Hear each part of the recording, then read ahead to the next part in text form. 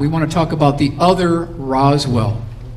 We don't want to talk about just cases here in the U.S. This is spring 1955, across the Texas-Mexican border around Del Rio, Texas. Now we had a group of B-47s that were heading westbound. There were 3 of them. They were escorted by 4 F-86 Sabre jets. This is heading westbound over southern Texas, and all of a sudden this disc-shaped craft comes screaming by their flight path.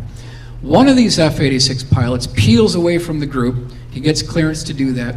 He does a low approach over the crash scene.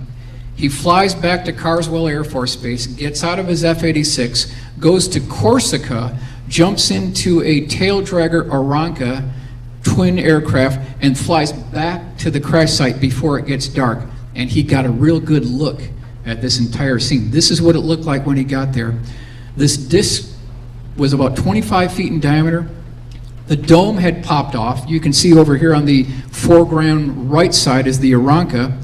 He came with a friend, and the Mexican military got there before America did at the time. So that's how this went down. Now, as it was getting darker, it started getting colder, and according to this gentleman, what these Mexican soldiers were doing to keep themselves warm is they were taking blankets from their truck.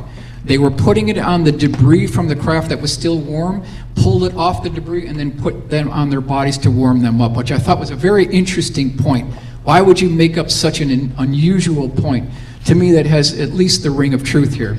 So this is the testimony from Robert Willingham, Air Force pilot. He stated when he looked inside the breech of this craft, he saw 4 bodies with, quote, arms that looked like broomsticks. That's how he described it.